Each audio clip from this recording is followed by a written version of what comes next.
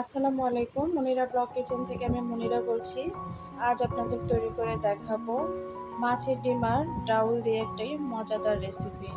তো এখানে আমার ডিম লাগবে। তো এখানে মাছের ডিম নিয়েছি, একটা রুই মাছের ডিম এখানে নিয়েছি। এখন মাছটাকে গরম পানির মধ্যে হলুদ আর লবণ দিয়ে একটু সেদ্ধ করে নিব। এই ৩-৪ মিনিট সময় ধরে এটাকে সেদ্ধ করে নিব। একদম পুরোপুরি তো আর ভেতর থেকে সেদ্ধ হবে না, যতটুকু সম্ভব সেদ্ধ করে নিব। এতে করে আমি যে রেসিপিটি তৈরি করব সেটা তৈরি করতে সাহায্য করবে খুব ভালোভাবে। তো এখানে ডাউল বাটা নিয়ে নিলাম আর মাছের ডিমটা নিয়েছি। এখানে পেঁয়াজ, রসুন, আদা বাটা, রসুন বাটা, ধনিয়া গুঁড়া, মরিচের গুঁড়া, হলুদ, লবণ, জিরার গুঁড়া সব কিছু দিয়ে হাত দিয়ে ভালোভাবে মেখে নেব। তো হাত দিয়ে সুন্দর করে মেখে নিতে হবে, একদম সুন্দর যেন একটা বড়ার শেপ দেওয়া যায় সেরকম করে। এখন কড়াইয়ের মধ্যে তেল দিয়েছি আর এখন এগুলো বড়ার আকারে ফ্রাই করে নেব। এখানে খেয়াল রাখবেন যেন তেলটা অনেক গরম না হয়, তেলটা একটু হালকা গরম থাকা অবস্থায় এটাতে এখন মাছের ডিমগুলো আমি দিয়ে দেব। তো বড়া আকারে এভাবে ফ্রাই করে নিব। তেলটা যদি বেশি জাল হয়ে যায় সেই ক্ষেত্রে আপনারা বড়াগুলো দিতে গেলে বড়াগুলো মাছের ডিমগুলো ছিটে আসবে, সেই ক্ষেত্রে হাতে আপনাদের গরম লাগতে পারে। তো তার জন্য আমি এরকম হালকা গরম থাকা অবস্থায় আমি কিন্তু এভাবে দিয়ে নিয়েছিলাম। আর এখন এক পাশে হয়ে গেলে উল্টে আরেক পাশে দিব। এখানে আপনারা মসুরের ডাউল, বুটের ডাউল, খেসারির ডাউল, যে কোনো ডাউল দিয়ে এই রেসিপিটি তৈরি করতে পারেন। তো আমার ডাউলটা দেখাইনি, ডাউলটা বেটে রেখে দিয়েছিলাম, সেটাই দেখালাম। তো এখানে ডাউলের আমি যে পরিমাণ নিয়েছি সেই পরিমাণ আরও অর্ধেকটা রেখে দিয়েছি। সেটাও আমি কাজে লাগাবো, সেটা আপনারা ভিডিওটি পুরো দেখলে বুঝতে পারবেন। অনেকে অনেকভাবে তৈরি করে, তো আমি একটু আলাদাভাবে তৈরি করেছিলাম। আশা করি আপনাদের কাছে ভালো লাগবে। তো এখন এই যে মাছের ডিমগুলো হয়ে গেলে আমি উঠিয়ে নেব। একদম কড়া করে ভাজার কোনো দরকার নেই, যখন সুন্দর একটা কালার চলে আসবে সেই পর্যায়ে উঠিয়ে নেব। তো এখন আরও বাদবাকিগুলো দিয়ে দিয়েছিলাম, দেওয়ার পরে এখন এগুলোকে উল্টে পাল্টে এগুলোকেও আমি ফ্রাই করে নিব। তো মাছের ডিমের বড়াগুলো এমনি মুখে খেতেও কিন্তু শুধু মুখে খেতে বা আপনারা নাস্তা হিসাবে, বিকেলের নাস্তা হিসাবে খেতে পারেন। এছাড়া আপনারা গরম গরম ভাতের সঙ্গে এই বড়াটা খেয়ে নিতে পারেন। তো আমি আসলে বড়াটা এভাবে খাবো না, এটা রান্না করব, আরও অনেক প্রসেস আছে, যার জন্য আমি এটাকে ফ্রাই করে নিচ্ছি। আর কিভাবে রেসিপিটি তৈরি করেছিলাম এটা দেখতে হলে পুরো ভিডিওটির সঙ্গে থাকুন, তাহলে কিন্তু আপনারাও ঘরে বসে খুব সহজে মাছের ডিমের এই রেসিপিটি তৈরি করতে পারবেন। এখন তেল দিয়েছিলাম আরেকটু, আর এখানে ফোড়নে দিয়ে দিলাম শুকনো মরিচ, জিরা, এলাচ, দারচিনি দেওয়ার দরকার নেই, এলাচ দিয়েছি আর তেজপাতা দেওয়ার পরে এখন আমি এখানে বেশ কিছু পেঁয়াজ দিয়ে দিলাম। তো পেঁয়াজের পরিমাণটা এখানে আপনারা চাইলে বাটাও দিতে পারেন পেঁয়াজ। তো আমি এখানে পেঁয়াজটাই দিয়েছিলাম, দিয়ে এটাকে ভালো করে জাল করে নিব। তো আমি এটাকে কিন্তু একদম মানে ডাউলে যেরকম বাগার দেয় সেরকম করে নেওয়ার চেষ্টা করছি। তো এখন এটাকে সুন্দর করে ফ্রাই করে নিচ্ছি, দেখতে পাচ্ছেন। তো এ পর্যায়ে আমি এখানে আদা রসুন বাটা দিয়ে দিব। তো এখানে আদা রসুন বাটা আমি 2 চামচ পরিমাণ দিয়েছি। দেওয়ার পরে এটাকে জাল করে নিব ভালো করে। তো আদা রসুনের গন্ধটা যখন চলে যাবে সে পর্যায়ে বাদবাকি আপনারা মশলাগুলো ব্যবহার করতে পারেন। তো আদাটা ভালো করে জাল করে নেবেন অবশ্যই।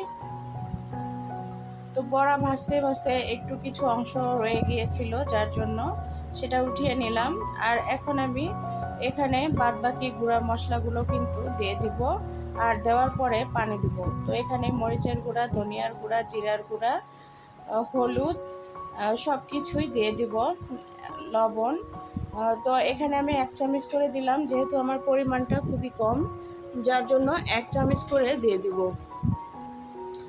এখন মশলাটাকে ভালোভাবে পেঁয়াজের সঙ্গে এভাবে জাল করে নেব।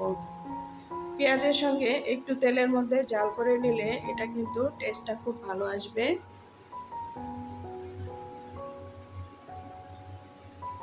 পানি দিয়ে এটাকে ভালো করে কষিয়ে নেব।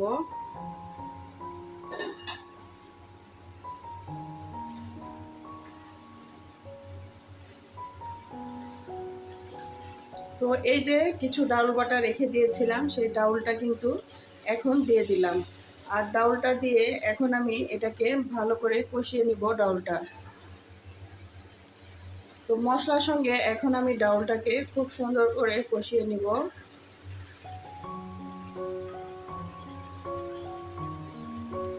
আপনারা যারা এইভাবে এই রেসিপিটি তৈরি করে খাননি, আপনাদের অনুরোধ করছি একবার হলো এভাবে চেষ্টা করে দেখতে পারেন।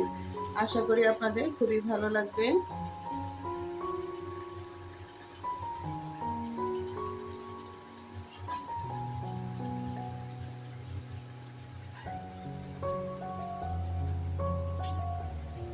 তো এখন এটাকে এভাবে কষিয়ে নিয়ে নিতে হবে একটু পানি দিয়ে।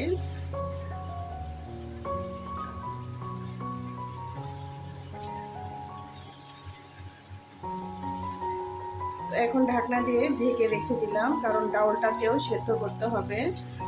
তো এখানে পানি দিয়ে ডাউলটাকে আমি মোটামুটি কিছু সময় জাল করে নিয়েছিলাম।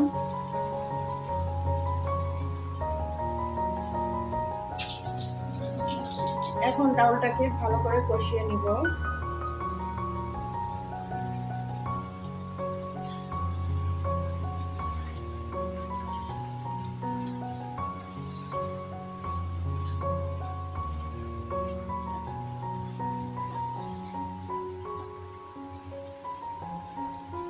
এখন ঝোলের জন্য পানি দিয়ে দিব।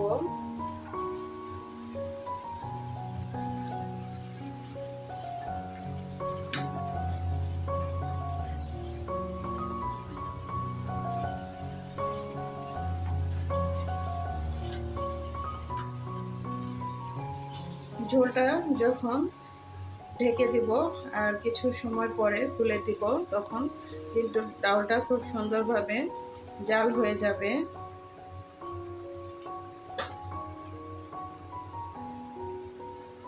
আপনারা তো অনেকে অনেকভাবে এই রেসিপিটি তৈরি করেছিলেন, আমি কিন্তু এইভাবে তৈরি করি। তো যেটা আপনাদের সঙ্গে শেয়ার করলাম, তবে আপনাদের কাছে কতটুকু ভালো লেগেছে জানি না, অবশ্যই কিন্তু কমেন্টে জানিয়ে যাবেন।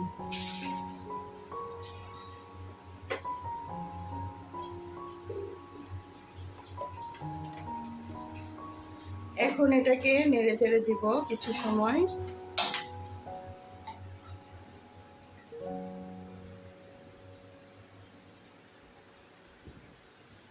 এখন আর একটু জাল করে নিব। আমার ঝোলের পরিমাণটা একদম কমিয়ে ফেলবো না, কারণ পরবর্তীতে যখন এটা ঠান্ডা হয়ে যাবে তখন কিন্তু ঝোলটা আরও টেনে নেবে।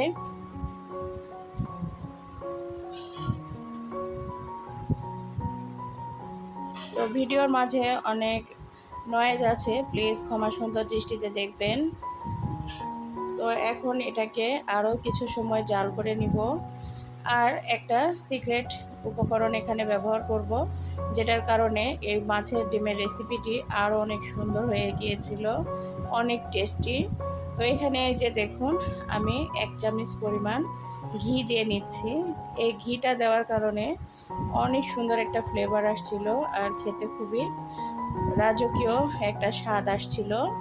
তো এখন ঘিটা দিয়ে নাড়াচাড়া করে ঢাকনা দিয়ে ঢেকে চুলাটাকে বন্ধ করে দিব আর পরিবেশন করে দেখাচ্ছি। দেখুন, এই যে দেখুন, মাশাআল্লাহ আমার ডিমের রেসিপিটা ফাইনাল লুক।